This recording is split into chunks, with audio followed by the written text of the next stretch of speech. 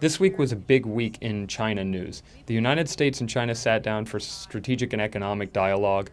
China's new economic statistics revealed that the economy is starting to slow its pace of growth a little bit. And beneath all of this, there's a growing awareness that the U.S. is going to be putting more pressure for China to open up and more rapidly reform its economy. The United States and China concluded the strategic and economic talks this week with an agreement to hold consultations on the Asia-Pacific region. That's really the big takeaway from this round of dialogue. But looking at the economic issues, you can see a number of technical agreements that the two sides made. China gave some concessions. They said the U.S. will be able to invest more in Chinese stocks and bonds. U.S. companies will be able to offer mutual funds or car insurance in China. They also pledged that the indigenous innovation policies that have been so controversial will not really apply to government procurement contracts, meaning that U.S. companies will be able to be considered at any level for Chinese government. We'll see how that's implemented. There's obviously a lot of reason for doubt, but clearly Chinese making that statement and making that pledge to the United States was important. And the Chinese also said that they would stop condoning the theft of intellectual property from the U.S., at least in regards to software that's being used on Chinese government computers. One industry group suggests that the U.S. may lose about $8 billion a year because of that kind of theft. The U.S. concessions had mainly to do with the suggestion that the U.S. will gradually ease the controls on its exports so that China can import more higher technology goods from the U.S., which it's hoping to do. Also, the U.S. said that it would allow more Chinese investment in. Of course, there's national security concerns for the U.S., and that will continue to apply on a case-by-case basis. But overall, what China was really, demanding was to get more access into the U.S. market. And there's a number of interests in the U.S., of course, that would like to see that happen. So the U.S. claims that that will proceed very rapidly going forward.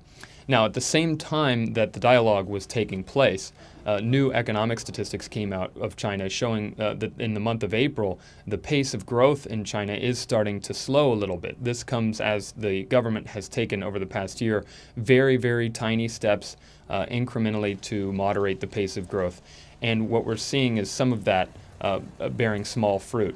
We've seen that industrial output has started to slow its pace of growth a little bit, and also we've seen inflation stabilize a little bit, even sinking slightly compared to the previous month. Inflation, of course, has been the big worry.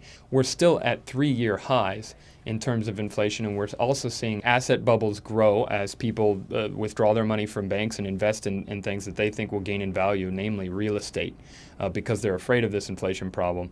And we're also seeing social frustration bubble up in different parts of China because of the rising prices. That's not going away.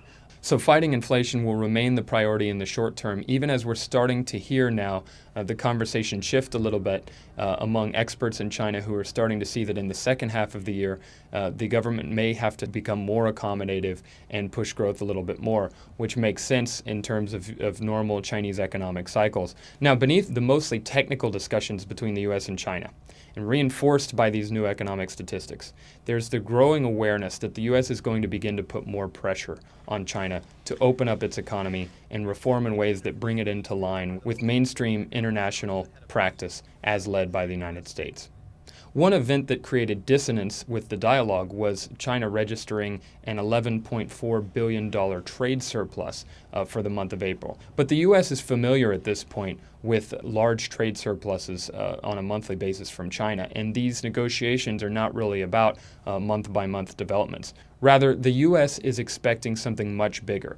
They're putting pressure on China gradually to entirely rebalance and transform its economy.